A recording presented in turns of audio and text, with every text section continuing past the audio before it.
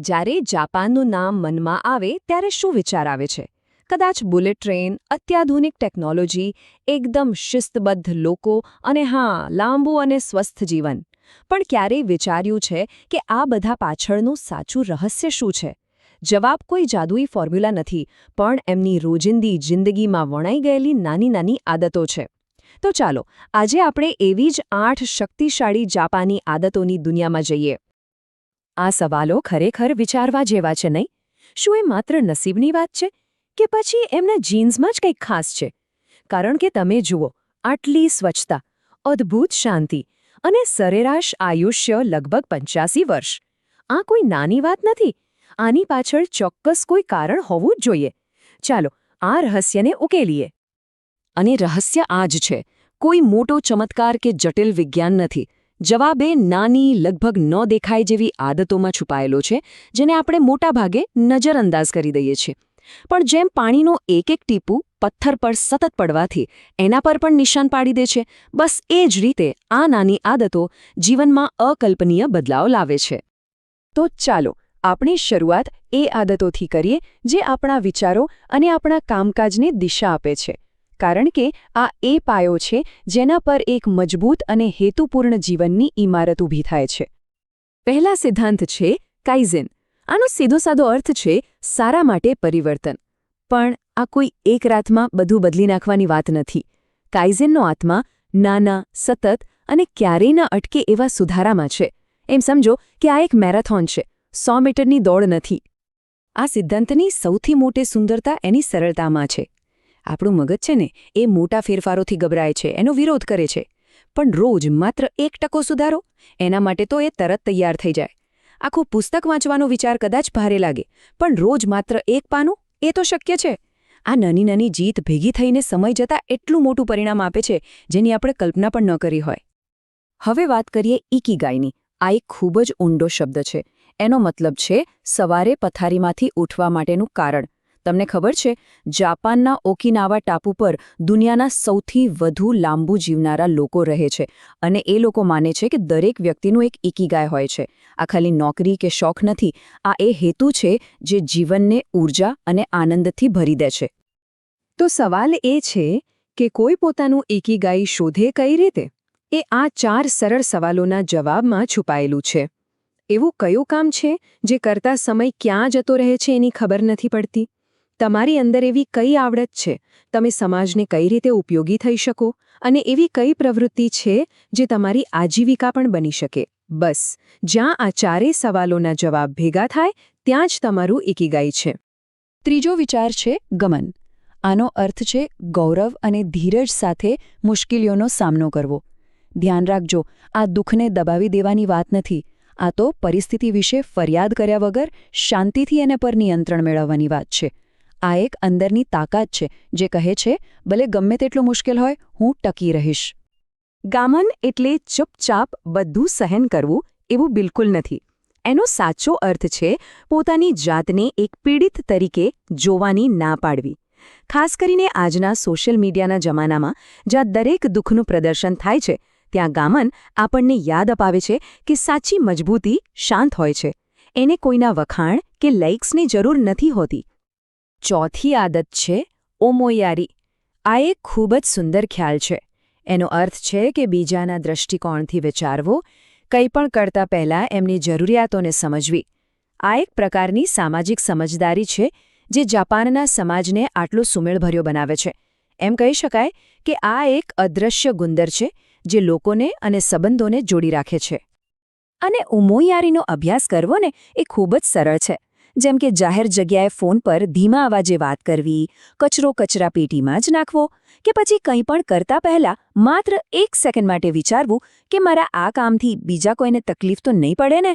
બસ આટલા નાનકડા કામોથી એક ખૂબ જ સકારાત્મક અને આદરભર્યું વાતાવરણ બને છે. સારું, તો અત્યાર સુધી આપણે મનની અને વિચારોની વાત કરી. હવે ચાલો થોડું ધ્યાન આપણા શરીર અને આપણા ભૌતિક અસ્તિત્વ સાથે જોડાયેલી આદતો પર આપીએ. કારણ કે એ વાત તો સાચી જ છે કે સ્વસ્થ શરીરમાં જ સ્વસ્થ મન રહી શકે છે. 5મી આદત છે હારા હાચી બુ. આ એક પ્રાચીન કહેવત છે જેનો સરળ અર્થ છે તમારું પેટ 80% ભરાય એટલે ખાવાનું બંધ કરી દો. આ કોઈ નવો ડાયટ પ્લાન નથી હો. આ તો ભોજન પ્રત્યે વધુ સજાગ રહેવાનો એક મંત્ર છે. એ આપણને જરૂર કરતાં વધુ ખાવાની આદત પર એક હળવી બ્રેક લગાવવાનું શીખવે છે. આની પાછળનું વિજ્ઞાન છે ને, એ એકદમ સિમ્પલ છે. આપણા પેટમાંથી મગજ સુધી હવે બસનું સિગ્નલ પહોંચતા લગભગ 20 મિનિટ લાગે છે. એટલે જ્યારે આપણને એવું લાગે કે હાશ, હવે પેટ ભરાઈ ગયું, ત્યારે હકીકતમાં આપણે જરૂર કરતાં વધુ ખાઈ ચૂક્યા હોઈએ છીએ. એના બદલે 80% પર અટકી જવાથી પાચનતંત્ર પર બોજ ઓછો પડે છે અને લાંબા ગાળે તે સ્વાસ્થ્ય અને આયુષ્ય માટે ખૂબ ફાયદાકારક છે. છઠ્ઠી આદત છે શિનરિન યોકુ, જેનો શાબ્દિક અર્થ થાય વન સ્નાન. આનો મતલબ જંગલમાં જઈને કસરત કરવાનું નથી, પણ ફક્ત કુદરતની વચ્ચે રહેવાનું, એની હાજરીને અનુભવવાનો છે. ધીમે ધીમે ચાલવું, વૃક્ષોને સ્પર્શ કરવો, પક્ષીઓનો કલરવ સાંભળવો અને તાજી હવામાં ઊંડા શ્વાસ લેવા. અને મજાની વાત તો એ છે કે જાપાનમાં ડોક્ટરો આને એક દવા તરીકે પ્રિસ્ક્રિપ્શનમાં લખી આપે છે. આ કોઈ હવામાં વાત નથી. વિજ્ઞાને પણ સાબિત કર્યું છે કે જ્યારે આપણે જંગલમાં હોઈએ છીએ ત્યારે વૃક્ષોમાંથી ફાઇટોનસાઇડ્સ નામના કુદરતી તેલ હવામાં ભળે છે. આ તેલ શ્વાસમાં જવાથી આપણો તણાવ ઓછો થાય છે, બ્લડ પ્રેશર ઘટે છે અને આપણી રોગપ્રતિકારક શક્તિ મજબૂત બને છે. આપણું શરીર તણાવના ફાઇટ ઓર ફ્લાઇટ મોડમાંથી નીકળીને શાંતિના રેસ્ટ એન્ડ ડાયજેસ્ટ મોડમાં આવી જાય છે. અને હવે આપણે અંતિમ ભાગમાં આવી ગયા છીએ. અહીં આપણે એક એવા દર્શનની વાત કરીશું જે સંપૂર્ણતા એટલે કે પરફેક્શનની પાછળ ભાગતી આ દુનિયાને એક નવી શાંતિપૂર્ણ દિશા બતાવે છે. આ છે અપૂર્ણતાને સ્વીકારવાની અને એમાં સુંદરતા જોવાની કળા. સાતમી આદત છે વાબી સાબી. આ એક એવો દૃષ્ટિકોણ છે જે અપૂર્ણ, અસ્થાયી અને અધૂરી વસ્તુઓમાં સુંદરતા શોધે છે. જે દુનિયા હંમેશા નવી અને ચમકતી વસ્તુઓ પાછળ દોડે છે, ત્યાં વાબી સાબી આપણને ચહેરા પરની કરચલીઓમાં, તૂટેલા કપની તિરાડોમાં અને જૂના પુસ્તકની સુગંધમાં સૌંદર્ય જોવાનું શીખવે છે. આ તફાવત બધું જ સ્પષ્ટ કરી દે છે. જુઓ, એક તરફ છે દરેક ખામીને છુપાવવાની કે મિટાવી દેવાની કોશિશ, અને બીજી તરફ વાબી સાબી કહે છે કે અરે, આ ખામીઓ જ તો જીવનની નિશાની છે. એ તમારા અનુભવોનો પુરાવો છે. એ એક વાર્તા કહે છે. આ વિચાર આપણને સંપૂર્ણ બનવાના સતત દબાણમાંથી મુક્ત કરે છે. આ એક એવી હકીકત છે જેને કોઈ નકારી ન શકે. જીવનમાં પડકારો આવશે, નિષ્ફળતાઓ મળશે, દિલ તૂટશે, કોઈ પણ આમાંથી બચી શકતું નથી. પણ સાચો સવાલ એ નથી કે આપણે તૂટીશું કે નહીં. સાચો સવાલ એ છે કે તૂટ્યા પછી આપણે શું કરીશું. અને એ સવાલનો જવાબ 8મી અને અંતિમ આદત કિન્સુગીમાં છુપાયેલો છે. આ તૂટેલી માટીની વસ્તુઓને સોનાના રસથી ફરી જોડવાની એક પ્રાચીન જાપાની કળા છે. કિન્સુગી એ તિરાડોને છુપાવતી નથી, ઉલટાનું એને સોનાથી ભરીને એની ઉજવણી કરે છે. આ દર્શન માને છે કે કોઈ વસ્તુ તૂટ્યા પછી વધુ મૂલ્યવાન અને સુંદર બને છે, કારણ કે હવે એની પાસે એક વાર્તા છે.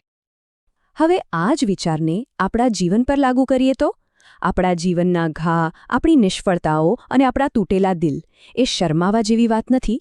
એ તો એ વાતનો પુરાવો છે કે આપણે હિંમતથી જીવ્યા છીએ. કિન્સુગી આપણને શીખવે છે કે આપણે આપણા તૂટેલા ટુકડાઓને ગૌરવ સાથે જોડીને પહેલાં કરતાં પણ વધુ મજબૂત અને વધુ સુંદર બની શકીએ છીએ. તો આ છે એ 8 નાની પણ શક્તિશાળી આદતો. નાના સુધારા માટે કાઇઝેન, જીવનના હેતુ માટે ઇકિગાઈ, સારા સ્વાસ્થ્ય માટે હારા હાચીબુ, મનની શાંતિ માટે શિનરિન યોકુ, અપૂર્ણતાના સ્વીકાર માટે વાબી સાબી, આંતરિક મજબૂતી માટે ગામન, કરુણા માટે ઓમોયાઈ અને તૂટ્યા પછી ફરી ઊભા થવા માટે કિન્સુગી. પણ આ બધી આદતોનો બોજ લેવાની જરાય જરૂર નથી. કાઇઝેનનો સિદ્ધાંત યાદ છે ને? બસ કોઈ પણ એક આદત પસંદ કરો, એક નાનું પગલું ભરો. કદાચ આજથી જમતી વખતે 80% પર અટકી જવાનું નક્કી કરો, અથવા આવતીકાલે સવારે માત્ર એક પાનું વાંચવાનું. કારણ કે જીવનમાં મોટામાં મોટા પરિવર્તનની શરૂઆત હંમેશા એક નાનકડા પણ મક્કમ નિર્ણયથી જ થાય છે. તો સવાલ એ છે કે પહેલું નાનું પગલું કયું હશે?